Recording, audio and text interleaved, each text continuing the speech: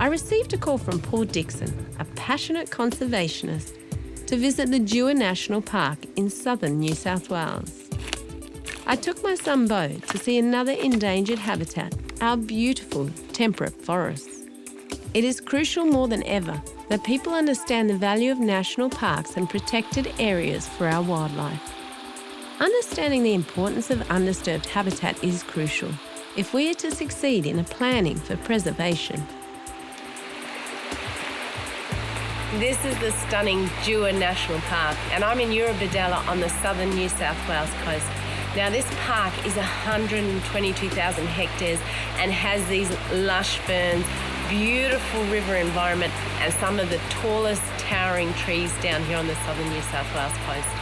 Now, these national parks are crucial not only for the survival of our ancient Gondwanan rainforests that are here, but also for many species that rely on these incredible habitats for survival. But the best thing is I can come to this incredible area of the southern New South Wales coast. I can come to a national park like this, and I literally get this place all to myself.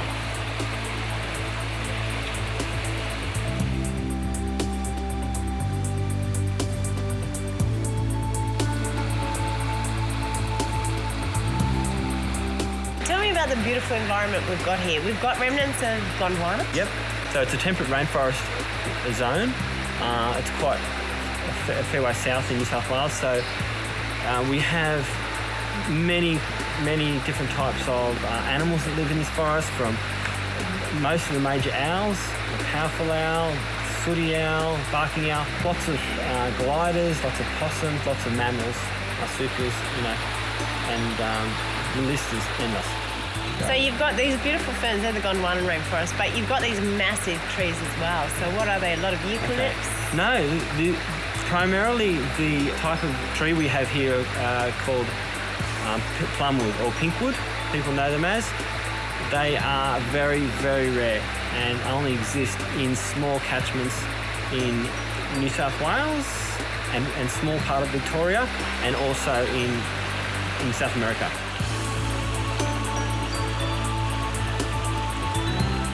A place like this we could easily see logged or clear-felled if it's not protected? Yeah, no, definitely. These places need to be respected and restored if they've been damaged, and brought back into real protection forever. How do you feel when they start loosening off laws of national parks? It's a bit scary, isn't it? It's not scary. It's just strange thinking. It makes me angry. Yeah. It makes me disappointed in our leaders. It's almost criminal, isn't it, to take away places like this from people when we rely on them so heavily for stability of climate and things like that. We're sitting in a really nice creek, though, and this creek is really important for the generations to come, like your great-grandkids, because, what do you think? There'll be nothing left for them to drink. Nothing left. That's right. To have this privilege of sitting in a really beautiful temperate rainforest, and it's a special place for people to come just to experience nature. More of these places should exist, not less, I think. And places like this of tranquil beauty are here for maybe when you have children, years down the track, and they'd like to come and sit here, and you tell them what it's all about. Why rainforests are important. Bowie, do you know what Gondwana is? Yeah, Gondwana was the time when every land was connected and there was no break in between it until a giant earthquake happened and split everything up. That sounds pretty accurate to me.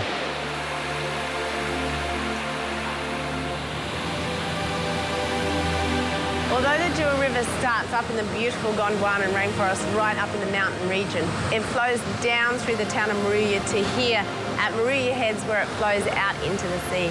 And when I look back at the beautiful coastal line and I can see the lush green hills, that's thanks to the formation of the Eurobodalla National Park, where they have protected a thin strip of coastal forest, which is so rare in this day and age.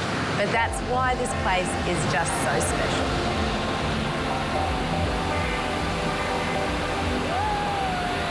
It's just stunning, this coastal heathland, isn't it? It is. It's such a great sanctuary for so many little creatures, like small birds, like honey eaters, and small wrens, like the superb blue wren. And this sort of habitat, that's what we're losing so much of, aren't we? Because there's so much coastal development in Australia. Everyone wants to live on the water. That's right. We have that addiction to the sea. We all want to be near it. We want to see it and hear it and go swim in it. So so much of this has been sacrificed. Are there any classical Australian plants we got here? We have a one that is known to many, and that is a Banksia, the coastal Banksia, which is all over here. Yeah. It's taller than most of the other plants. So yeah, that is a one that is a fairly dominant species. Otherwise, it's all native plants here. It's a great vista. It's a great little heathland to protect those species that are really struggling to hang on. And that's the thing about this coast. I love it. You walk out to the beach and you're walking through this heathland. Natural heathlands. Wonderful. Yeah. Wonderful experience. Nice part of the world. Growing up on the New South Wales coast, some of my favourite memories were exploring the rock pools, which I was dying to show Beau. When we were little, we used to come into the rock pools and look for lots of cool little stuff, because there used to be so many little critters.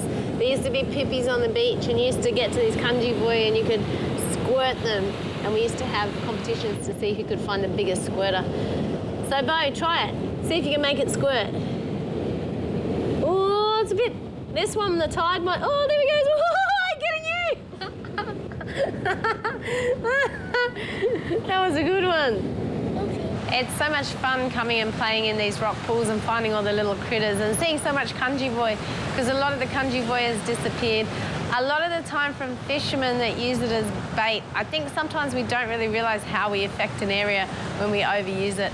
But coming down here and seeing that the nature is still here, alive and well, is a really nice sight to see. There is something very special about the Australian bush, with its shrubs and flowering wattles. This low coastal heathland supports so many different iconic Australian species, from the famous kangaroos to many different species of birds and our reptilian friends. We found this quite shy snake happily hunting for his next meal. Just behind me is a red-bellied black snake, one of Australia's poisonous snakes. They're pretty shy, they'll never attack you. In fact, they'll only try and defend themselves if you get too close, so I'm going to keep my distance. But they're just the most beautiful snake. They're black on top and they have these incredible red belly. In fact, in Australia, we have some of the deadliest snakes in the world, and they just love this coastal hinterland. But you'll only ever get bitten by a snake if you accidentally tread on it, or you try and kill it, or you do something stupid. You can see him just slithering around looking for his food. He's tasting the air. The red-bellied black snake is native to the east coast of Australia. They mainly eat frogs, small mammals, and other reptiles. Northern populations of this beautiful reptile were almost driven to extinction by the introduction of the cane toad. They fall victim to the toad's poisonous gland secretions, something our native frogs never possess. However, finally, these graceful reptiles seem to be learning to avoid the cane toad, and their numbers are beginning to recover. He heard us, so he started speeding up. But you can see they always tend to run away. You just got to keep their distance. If you get too close, that's when they'll start to behave differently. So we'll just walk back. You'll actually see how he behaves if he sees me. Look at this, it's pretty cool. They're actually a really shy snake. So they'll do everything in their power to avoid you. But see how he's starting to flatten his head? That's a defensive posture. So he's kind of seen us now and he's a bit nervous, so that's why he's running away.